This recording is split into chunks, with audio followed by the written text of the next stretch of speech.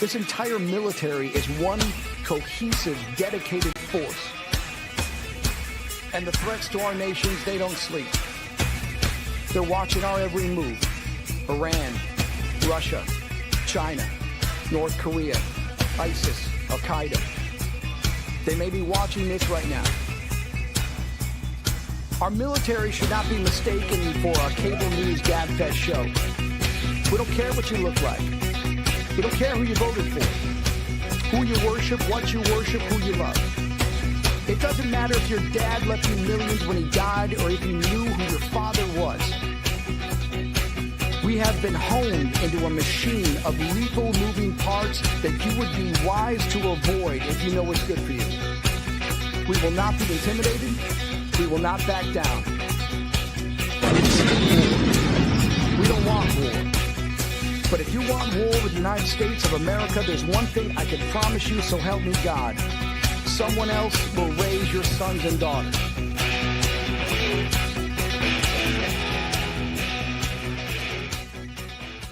Opinions expressed in this program are those of the speakers and do not necessarily reflect the views or positions of any entities they represent. Find us on the web at mbradio.us.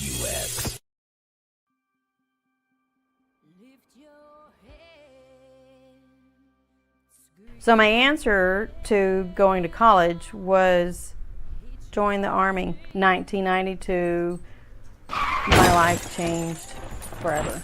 PCS to Germany with my two boys and really try to take advantage of the opportunity to travel, learn another language, the culture. It was to me the dream coming true, that everything that I'd been going through was worth it, because I was seeing another part of the world that I wouldn't have had the opportunity if I hadn't been in the military. Planned on getting out in 2000. That was really kind of a part of a joy in my life, and getting married for the second time. And I looked forward to the future. Ended up kind of becoming disillusioned, and that was the whole housing bubble thing where the mortgage jumped from bank to bank to bank. My kids were counting on me to take care of them, to ask for that kind of help. What I've done to help other women is make sure that they know what their resources are. It's for a long time I didn't understand that my service in the military counted as a woman veteran, but nobody told me, hey Eva, you're a veteran too, until I had that light bulb moment and said, my service counted too. And I can tell you it's been a long road to learn how to dream again. The community was the solution, be it churches, be it nonprofits, be it veteran service organizations, or just people like myself. We are the resources. We are the solution to help keeping women off of the street, our women veterans housed and having the resources they need and not living in a car. Of the work that grows us as leaders for our second service after the military to serve other people in our communities. Hey, Doug, how are you? Hi, Eva, how are you? Good. Welcome, everybody. This is the From Pain to Purpose radio show, and today is November 22nd, the year of our Lord, 2025. I have Doug Petersen with us, and I know that I had up. Go to the right chat. Here we go. Have your bio. So Doug Petersen, he's in the North Texas area. So that's how I'm pretty sure we've met in person, but we can't, neither of us can remember when and where that was. Remember, North Texas is a huge place, but Doug grew up on the East Coast and went to military college before joining the Army, and became a helicopter pilot, served as a medevac pilot in Vietnam. And his call sign is Dustoff 34, and we'll get more to what this whole Dustoff 34 means here in a little bit.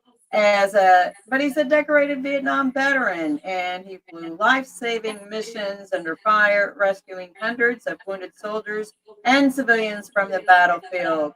His military career spans over 20 years, was an Army aviator, 2 tours in Germany, uh, flew on several aircraft, including the Huey, the Kiowa, the Black Hawk, C-12, and U-21, and was awarded the Congressional Gold Medal, which is Congress's highest civilian honor, alongside many other military decorations. And, ever since his military retirement, he has dedicated 25 years to the financial services industry, helping military families build their financial security.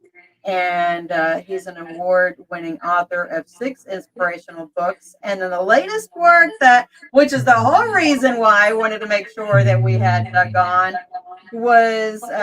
is about his new book called Call Sign Dustoff 34, Hovering Between Life and Death. And it offers his powerful and deeply personal account of his personal experiences flying medevac missions during Vietnam. And so welcome to the show, Doug. Thank you for joining me. Well, thank you for having me. I appreciate that. So you have been quite the busy beaver. I've been watching your social media, sir. And just before coming on the show, you said you've only had 2 days off in the last 2 weeks because you have been quite the busy beaver. But before we jump into that, let's kind of start into what your training was. Your bio says that you went to military school before joining the Army. So where did you go? Well, right out of high school, I went on to a military prep school before going on to college. And that just kind of introduced me into the military lifestyle, even though I grew up in Virginia Beach, which was a big Navy town. Right. So I was familiar with the Navy side and those sorts of things, but it wasn't, the Navy really wasn't of interest to me. So I went to this military prep school for a year and did pretty well there academically, and then applied to go to Virginia Military Institute. And so I was accepted there and started my college career in 1967 at Virginia Military Institute. Again, I fell in love with the military aspect of it. It was the discipline and the respect and the core, and it was all of those, the camaraderie that we had as freshmen, all doing the same things, and it was a tough year. Well, academically, I wasn't blowing my socks off, so to speak. And so I had to, I came up to a decision after a year and a half of VMI. I made a decision to go join the Army. Now, the Army at that time in the late 60s had a program called High School to Flight School. So if you had a high school diploma, could pass the flight aptitude test and a flight physical, then the Army would accept you to go into flight school. Well, while I was at VMI, we're talking 1967, 1968, things were happening in Vietnam, though I didn't get to see very much of the news. But what little I did see was Tet of 68 in Vietnam was a huge campaign, and it really was significant time during that war. I don't remember whether I just saw the helicopters and the missions that they were doing on the news or whatever, but anyway, it sparked an interest. And since the academics weren't doing so good, I thought, well, maybe this is something that I could do. And so I decided to leave the school and join the Army, specifically to fly helicopters for the Army. So that's how I got to raising my right hand and taking my oath in 1969. And that was before, or actually just during Vietnam was starting about then, right? Well, actually, Vietnam started in 1962. Oh, that's The right. con- Sorry. and it went into 1973. So it was an 11-year war, which we'll kind of talk a little bit about a little bit more. But so it was about midway, or a little beyond midway. So things were still happening. I mean, things were still pretty active in Vietnam. So it wasn't on the wind down, so to speak. Right. Still pretty active. So what was did you have any fears about going though? Well, here I am, 21 years old, and I don't remember being fearful or anxious, or I just had this burning desire to go fly helicopters, and that's so I don't remember even when I did my first interview before joining. The part of the in processing, you had to go before a field officer board, and one of the questions was, where you're going after you finish flight school, and I said yes, and it just didn't dawn on me. I'm invincible at 21 years old, as many 21 years old believe they are. So I know that feeling. My mom was worried about me going to Desert Storm, and I was like, mm, "It's okay. God's got my back." I had no yeah, fear at all either. yeah. Yeah. And so I don't remember having any concerns. I'm just curious, did you have a sense of faith at that time? And I know we haven't talked about faith before. Uh, I'm surprised well, you chose for this topic, but Well, certainly I had a belief in a higher power, which I happen to call God, but I didn't. I wasn't a religious person. I didn't attend church uh, frequently, while at the prep school, and I was going to Episcopal church, and so I did have some of those things. I was, the acolyte for the church services during some in high school and some in the prep school. So I did have a belief, and I did have a spiritual component, uh, but I didn't. As I've said at other places, I didn't have a reliance on a higher power. I didn't have I had a belief, but I thought I was just doing fine on my own, right. so to speak. That makes sense. I get it. All right. So, what made you want to write at all? You have 6 books. So, what made you want to write? Well, the first six books, as you mentioned in the bio, had to do with an inspirational message.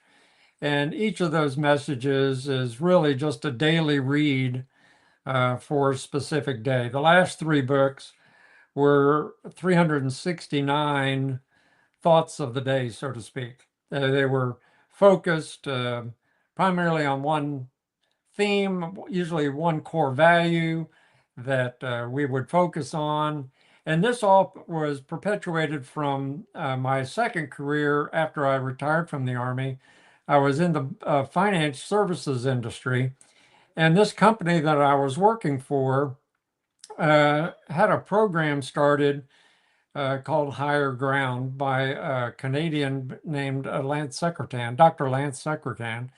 And he had his basis on some core values. And I really was quite taken at this 5-day retreat, that I was really inspired that I started writing. And so I started sending little emails to my fellow attendees.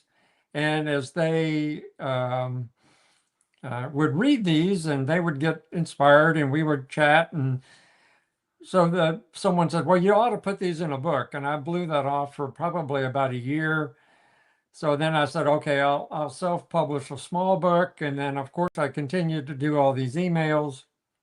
And as the emails continued to grow, it grew into 6 books. So, Wow. I mean, so those were just really a compilation of emails over periods of time. Now, the last 3 books are not only are they in paperback form, but there's also ebook versions of those.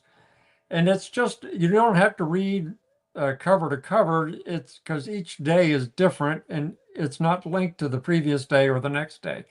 So you can just pick up the book and look for November the 22nd and see whatever it says. And then that's the message of the day. So, Okay. Well, cool. And I did drop your Amazon store that has all of the books. I put mhm. that out there. So for folks, y'all can go look up Doug Petersen and Amazon store, and you got all 7 Yeah, books listed in there.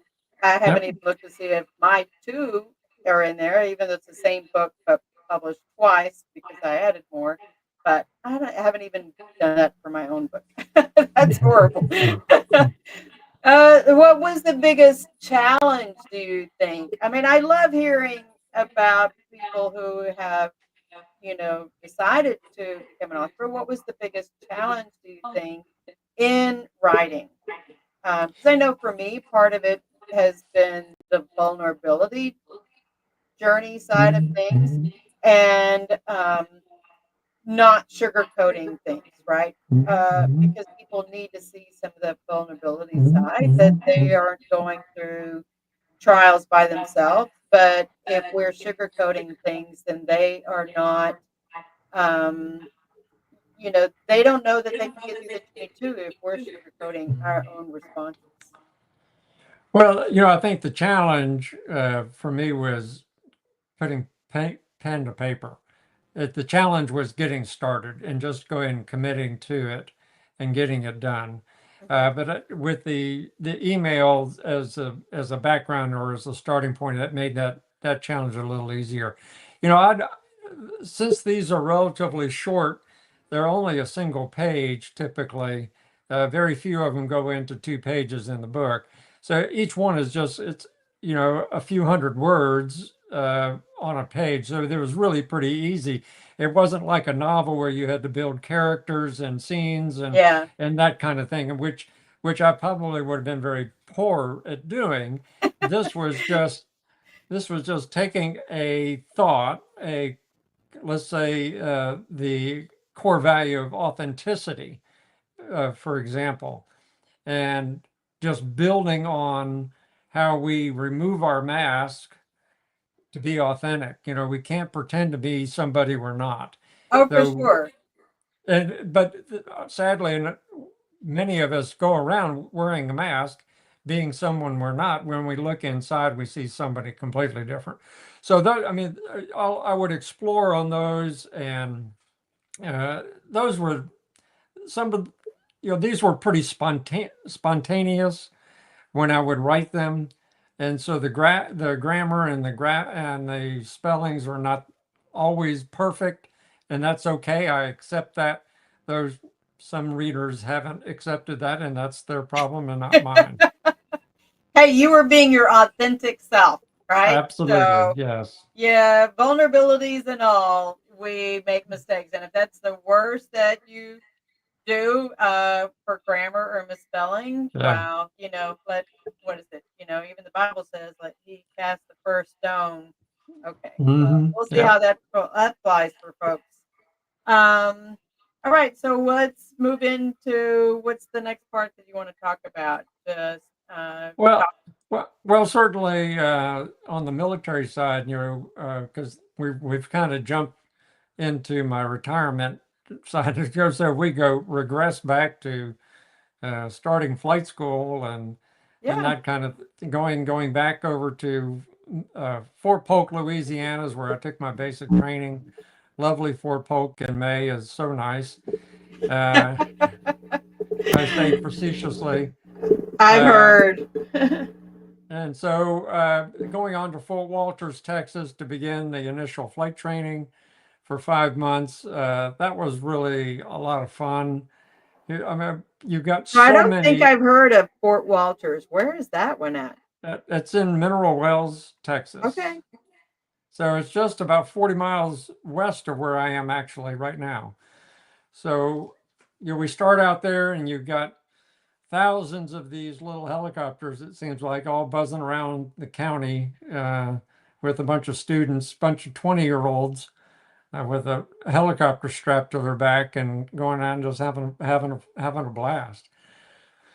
So so after Fort Walters goes Fort Rucker for advanced helicopter training, and then that completes flight school. I was a warrant officer candidate, so I was in the warrant officer program. Graduated, was promoted to the rank of W1, was awarded my aviator badge, and then 30 days leave, and then off to Vietnam. So, Wow. Were you married at the time? no, no, No. no. Did you have a girlfriend waiting back home? Yeah, that kind of, so, yeah, not my current wife that of 52 years, Okay. but not her. But I mean, she came after I got back. Okay.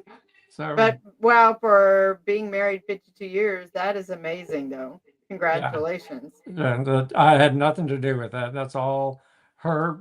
She's the angel in this. Uh, so She you went to Rucker and then you went to Vietnam then? Yeah, at Rucker, the funny thing, and I mention it in my book, that the last few weeks of training at Fort Rucker, I was flying a gunship. And so I was flying a B model Huey with 2.75-inch rockets, or twin miniguns, or 40 millimeter grenade launchers, or whatever the case may be. And so, I mean, I was just going downrange, blowing up deuce and a halves and whatever else was down there to shoot at. So I was Right. just having, again, you give this 20-year-old a helicopter now with some guns on it, and I was just having a blast. So It in was some a ways lot it of was fun. like it was you were living a video game in some Yeah, ways. before video games. Right, before video games, you got to blow it up for real. Yeah, And not in war, but I right, mean, later in war, but just even the pretend side of it for right. training, it was like a living video game without it Yeah, being a video game itself. yeah, exactly. And so it was a lot of fun to go do that. Again, as a kid, um, Oh, sure. it was just a lot of fun. So anyway, so after 30 days and off to Vietnam, I go to I land at Tan Son Nhut Air Force Base just outside of Saigon, and I get on a bus and was taken over to the 90th Replacement Battalion, where there's an indoctrination period of 3 days where you start your malaria pill regiment. So you take your big orange pill every day, and you learn a little bit about the culture and so forth and so on. And then they give you your assignment. Well, when I came up to the third day, they said, Mr. Petersen, you're going to go fly a Dustoff.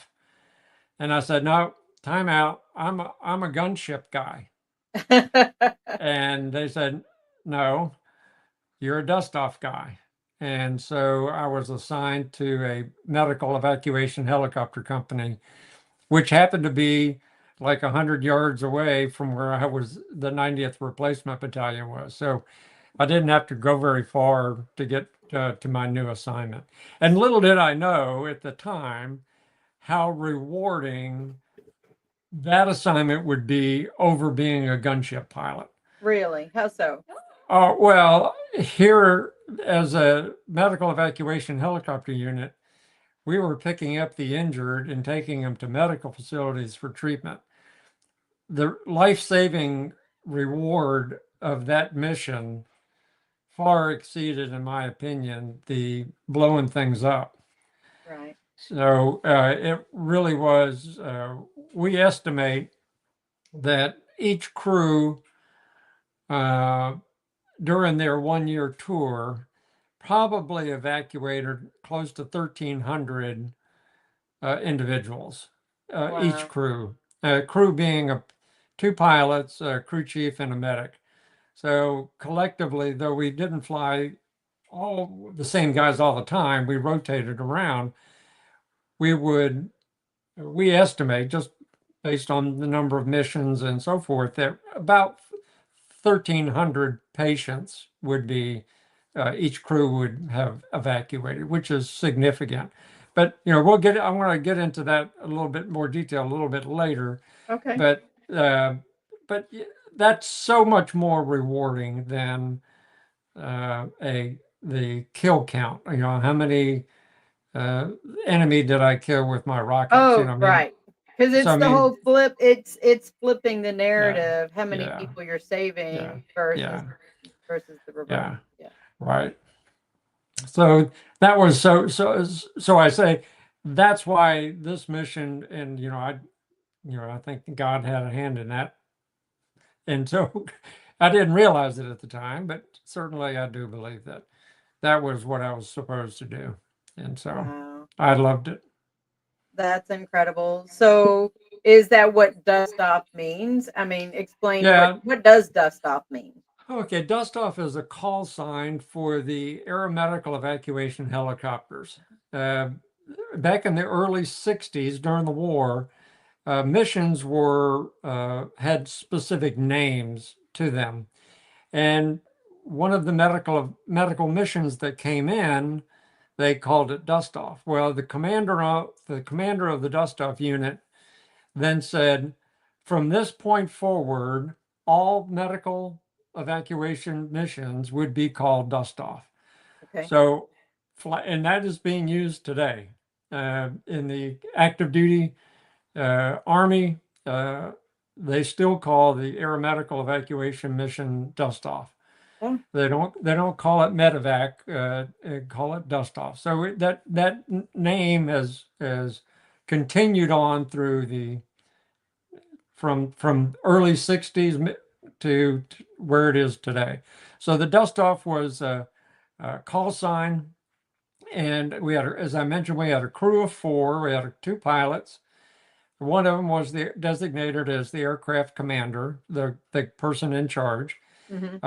Another co-pilot or pilot, a crew chief, and a medic. Now, since we were a flying ambulance, so to speak, we were not armed, so we didn't have any door guns.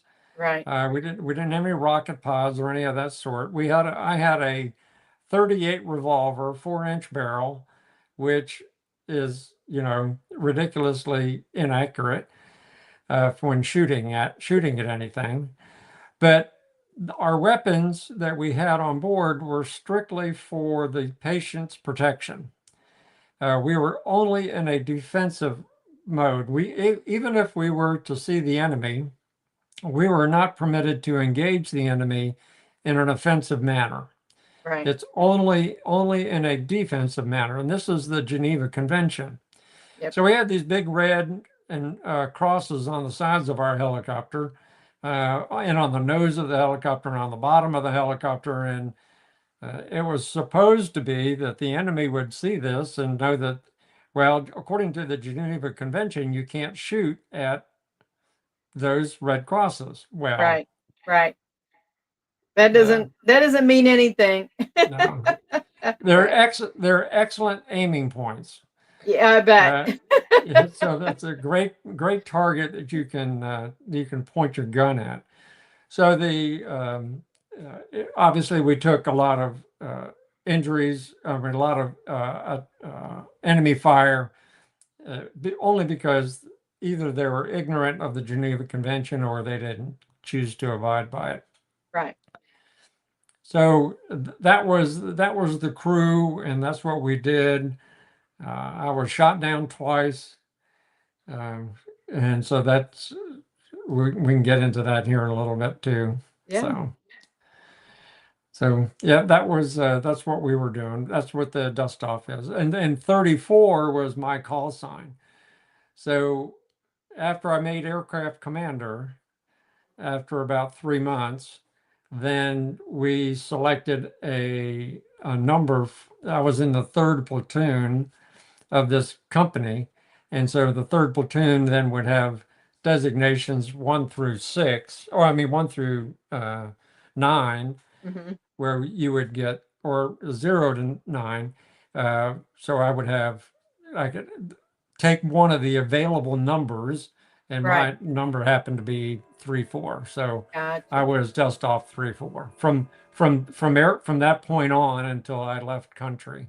So That's so an interesting, because in some ways you become a number. You're not Doug or Peterson, right? You are Dustoff 34. yeah. Even just that, I'm just wondering, did that make you feel any certain way that you were a number and not, Warrant Officer Peterson?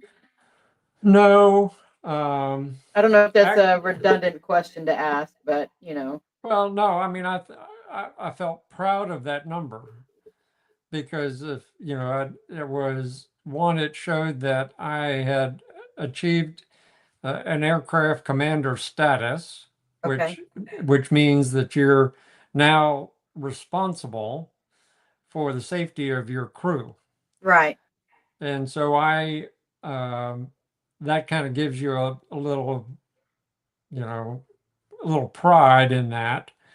And, and certainly we wouldn't, all the other units, they all had call signs, and we never used any personal names anyway. So Right, right. it was just a way to do that. I didn't ever consider it being derogatory, being not called Peterson or being Doug. I mean, we did certainly when we were not flying. This was a call sign that we would only use when we would be When you're flying flying on missions. the Yeah, flying, yeah, yeah. yeah. Okay, that makes sense. Okay.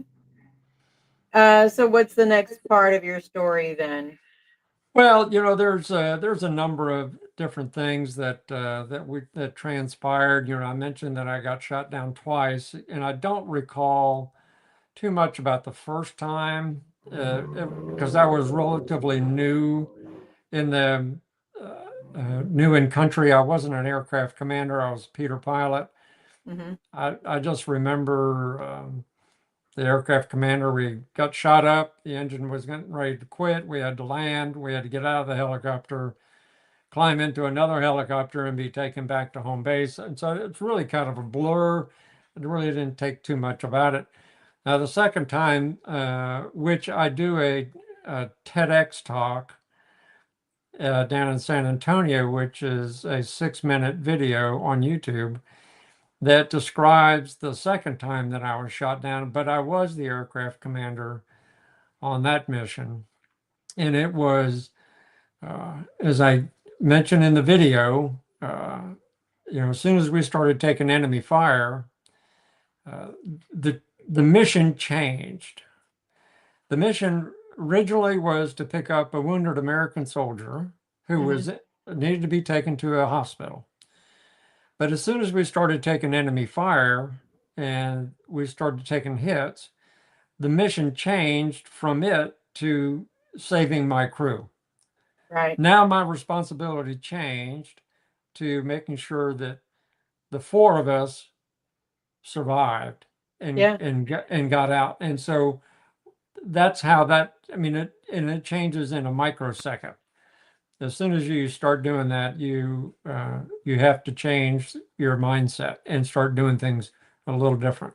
So I talk about it in pretty good detail in the video, in the TED talk, and uh, it gets into it where we landed and we were picked up about an hour later. So we didn't have to do any survival, escape, and evasion. We didn't have to do any of that. We were surrounded by good guys pretty quickly, had other helicopters going around us. So we felt relatively secure. The aircraft took about 25 hits. We were leaking engine oil and transmission fluids. And so the engine was going to quit pretty soon. Mm-hmm. I just didn't know when.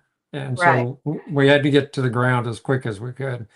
I'd rather have a controlled landing than crashing through the triple canopy jungle where we were hovering over. So I could imagine. I would think that just like with the captain that flew the airplane that had to land, in New York City, that your brain it has to be lightning fire to think and make that transition. Yep. Because it does mean life or death. You can't, all the training in the world, suddenly comes into play, and you've got to be able to pop it in and use it in the appropriate manner to make sure that you take care of not just yourself, but everybody else. Right. So, I become familiar with not just the fight or flight, but there's fear and freeze.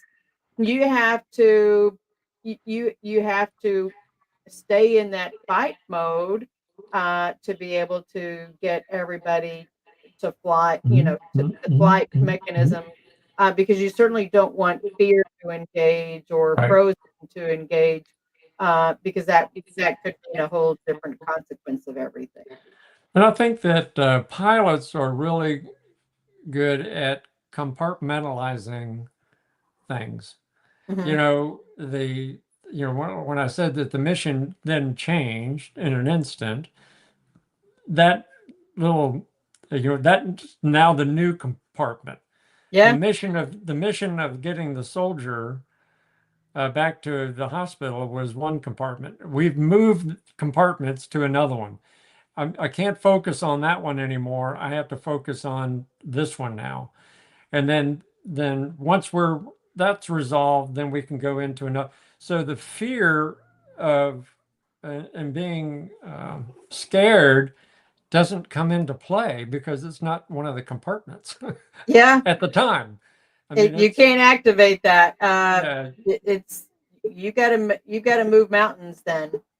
And so I leave that story, leave the TEDx talk with them picking us up and bringing us back to the home base.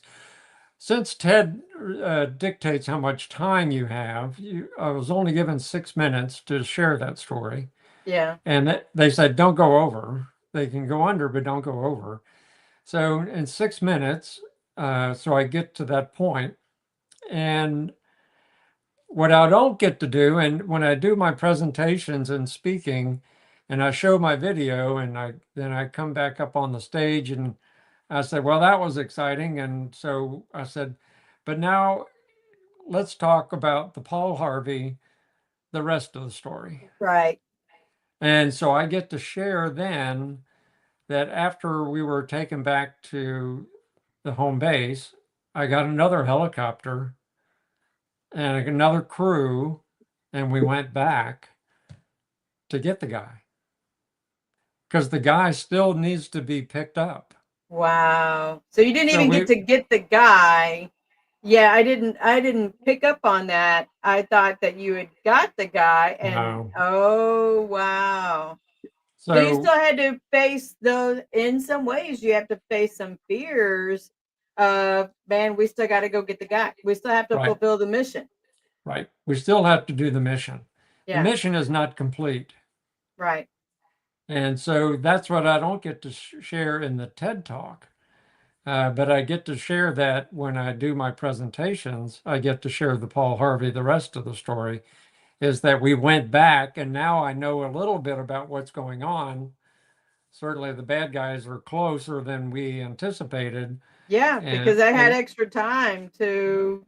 So, but we did it without any other incidents. We picked the guy up, we got him to a hospital, and so forth. So, yeah, that I don't get to share that piece of that story unless I'm giving one of my presentations. So, Did you ever get to reconnect with that guy? I have no idea who he is. Oh, that would be So- wild if you got to do that, Yeah. though.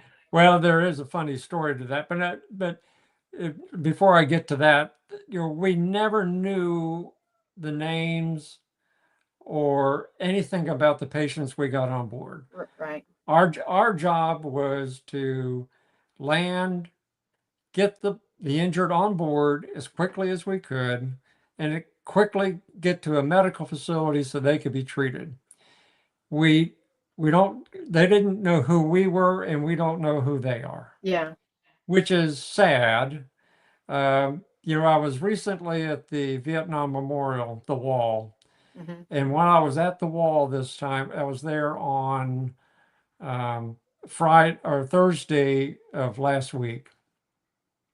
And I was looking at two of my flight school classmates who are on the wall that didn't come home. But I looked at the names. It's a very tall panel, and Yeah. all these names are there, and it didn't dawn. And I've been to the wall a number of times, but it dawned on me this time that the names that were behind me are there's some on there that flew in my helicopter. Yeah. I don't know who they are, and they don't know Right. who I was. But it is with certainty that I say that some of the people that were behind me on that wall in that photo that I took, that they flew on my helicopter. And it's very humbling Sure. and very sobering to come to that realization. So it's really it was a powerful moment when I was there. I bet. I have a friend of mine. She, um, in Iraq and Afghanistan, she was the evac coordinator.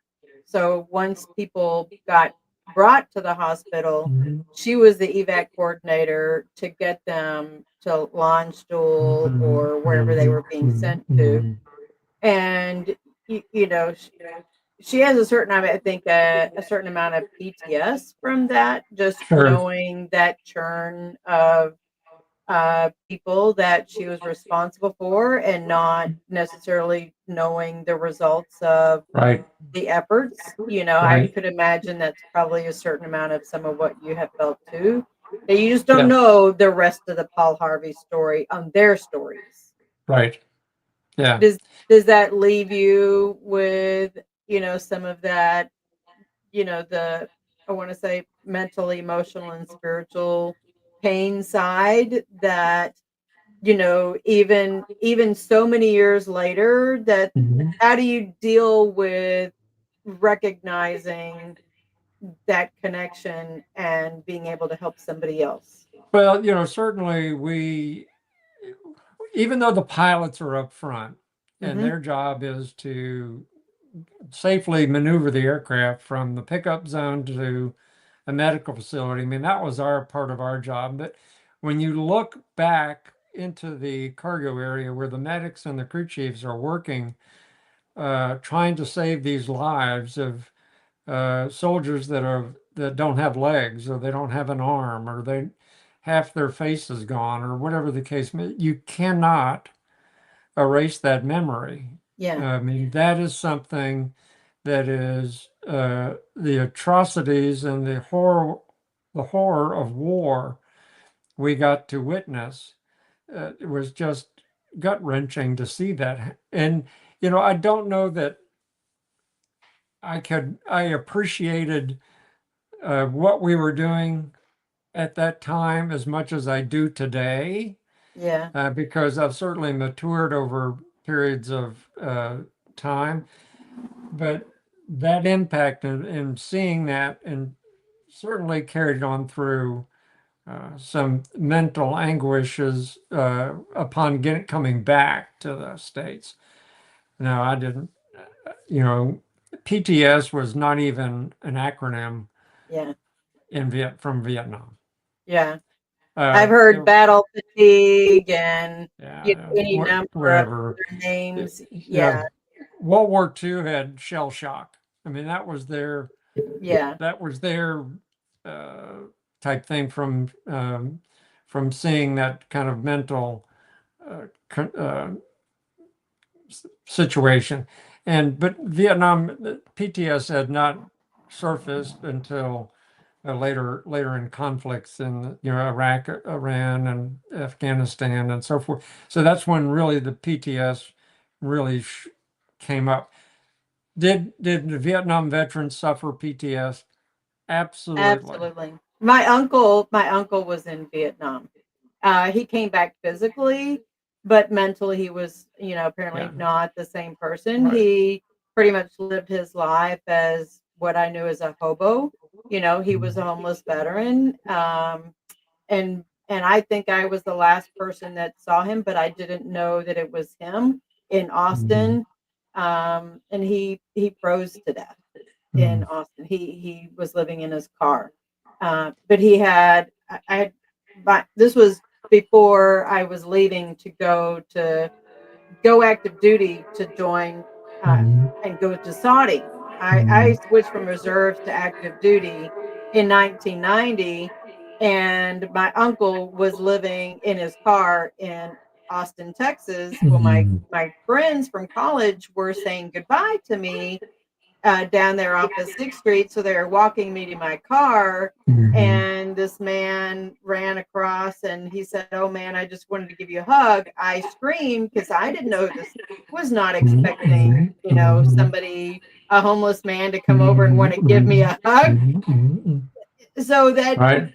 but I remember I remember growing up that he would come to my parents' house, and mom would wash his clothes, dad would help him get it cleaned up, mom would, cut his hair, shave him and everything. And, he'd last a couple of weeks and then he would hit the road again. So, Well, I know for certain that several of the pilots that I flew with suffered significant post-traumatic stress. yeah. They were not the same, and they didn't handle it well. I mean, I don't recall anybody committing suicide, but certainly they didn't have the quality of life that they should have Do when you they think came that back. the support network part of that Well, I mean, healing side certainly of it? then that we didn't have it. Yeah. But family, or they weren't?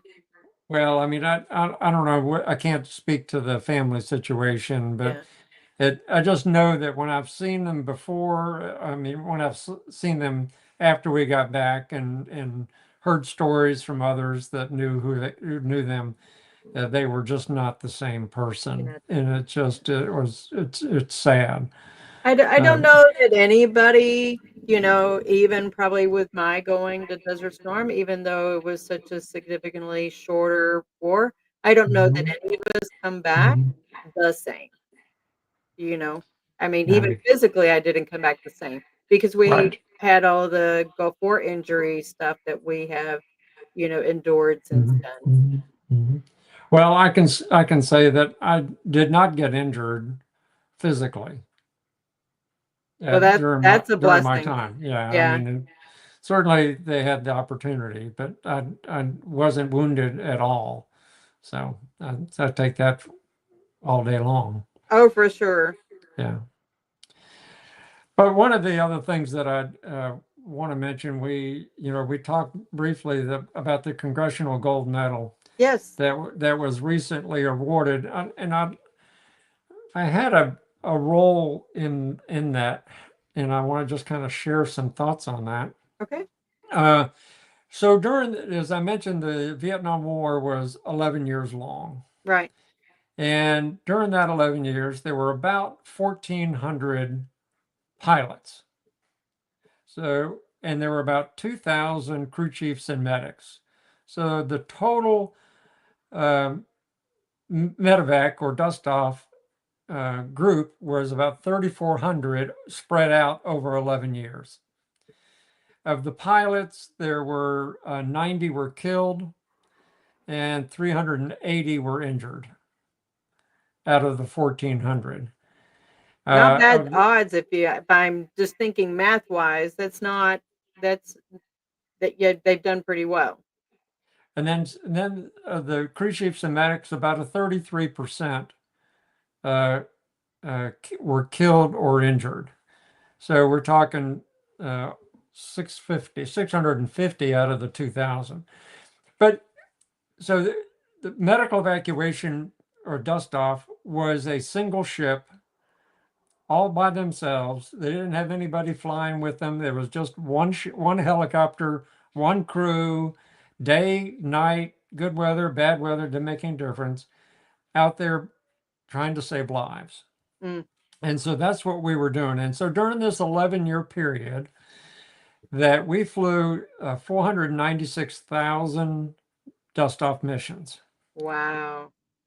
The 3,400, keep that number in mind, the 3,400 flew nearly 500,000 missions. Wow. Of the 500,000 missions, we evacuated 900,000 patients. Almost a million. Okay, 3,400, 900,000. So the point that I make with that and stress with this ratio of 3,400 versus 900, you think that that's a significant impact. But what I've done before, and I'll tie this back in a minute to the Congressional Gold Medal. Of the 900,000, let's just focus on one of those guys that came home. Mm-hmm. He got to have a family. Right. Who had a family. Yep. So the 3,400 didn't just impact 900,000. The 3,400 impacted multi-millions. Yeah. And it's just not Americans. It's the Koreans that because the Koreans were in there with us. The Australians, the New Zealanders, the Vietnamese, the Vietnamese civilians, the enemy, the North Vietnamese army, we picked up. So it's a wide, broad spectrum of multi-millions that are now walking around today because of something the 3,400 did. So the Congressional Gold Medal is we already talked about it, was the highest civilian award Congress can bestow on an individual or a group of individuals. And Senator John Cornyn of Texas had introduced the bill into the Senate about 9 years ago. And after he went in there, it immediately went to committee. And in order to come out of committee, you had to have 2/3 co-sponsors. Well, it would never get any support. We couldn't get it out of committee. So it languished in Congress for 9 years. Then the Vietnam Dustoff Association, which I am a board member of, we said, what can we do to help this for the 3,400? Right. What can we do? And so we got together about a group of about 13 of us, and we said, what can we do? And so we contacted, or our leadership contacted, a law firm in Washington, and we said, we need your help to get this Congressional Gold Medal. Are you willing to do that on a pro bono basis? And they said yes. And so a group of about 12 or 13 of us flew to Washington on our own dime, and with this law firm, walked the halls of Congress, generating support for this bill. So we did that 2 years ago in November of 2 years back. And so we started out with 90 in the House. And by the time we're finished, we were about 115. So we needed 266 Yeah. to get it out of committee. So then we went back again in March and we did the same thing. We walked the halls of Congress, and I shared that story of that one individual and having a family and all that. And so finally, Because they're all constituents across the country. They got to think about it. They're all constituents. So we made the third trip in June of last year.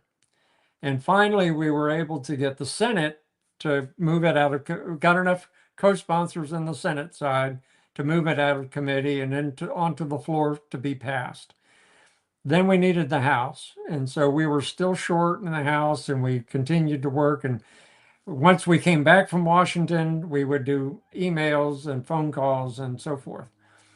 So in September of last year, the president signed into law the Dustoff crew members of the Vietnam War Congressional Gold Medal Act, which means that every Dustoff and medevac crew member is now a recipient of the Congressional Gold Medal.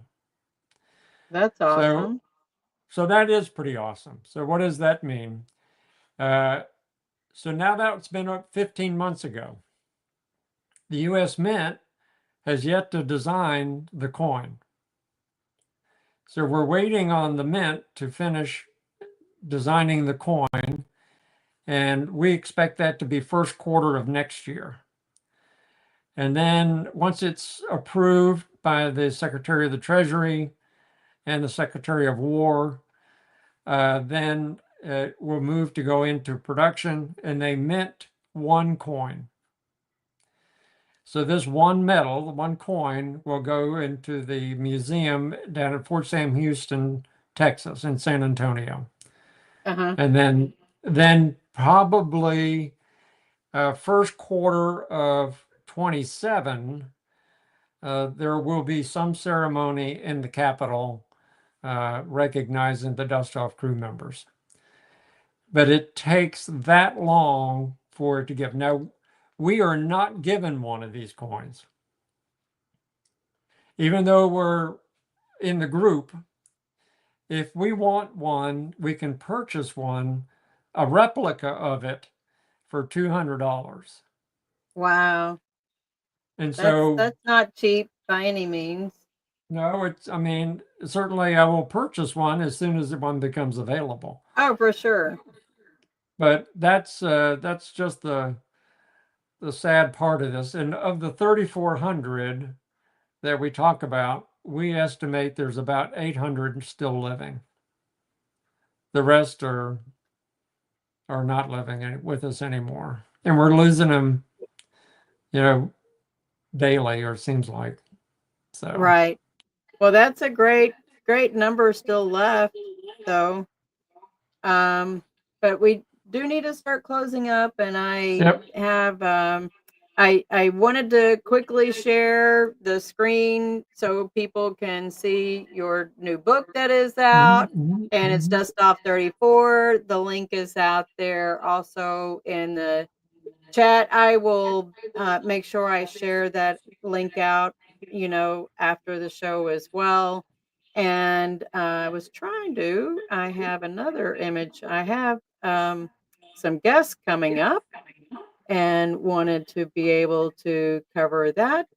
For some reason, I'm working on my laptop, guys, so I will get that shared out. I had some technical issues before the show. Everything just was, I'm still recovering from being out of town last week, but and I have an echo for some reason too. So my son, Joshua Bailey, is going to be a guest on my show next week. He's my second oldest son. On the 29th, it is also his birthday. And his dad was a veteran as well. He's no longer with us and since 2014, but I wanted to get him on. I have a number of other great guests that are coming on as well. Joe Bulldog Adcox on December 6th, David Morrow on December 13th. And I'm having a brain cramp. I know I have a guest on the 20th, and for some reason I'm brain cramping. Brian Sims is December 27th, Samantha Jean Jasso, January 3rd, and January 10th is Gerald Bennett and Ricky Ritchie. So I have a lot of great guests coming up. And so anyways, thank you so much for joining me, Doug. And we'll get all these. Yeah, we'll be getting all the links shared out for everybody, and you have a very happy Thanksgiving too. You as well. Thank you very much. All right. Thank you. Ladies and gentlemen, thank you for tuning in to Military Broadcast Radio. As we wrap up today's show, we want to remind you that the podcast of today's episode will be available right after we go off the air. So if you missed any part of the show or want to listen again, be sure to check it out. And remember, we're here to support and honor our veterans. Your stories and experiences matter, and we are committed to giving you a platform to share them. That's right. We're here to give our veterans a voice. So don't forget to catch the podcast and stay connected with us. Giving our veterans a voice.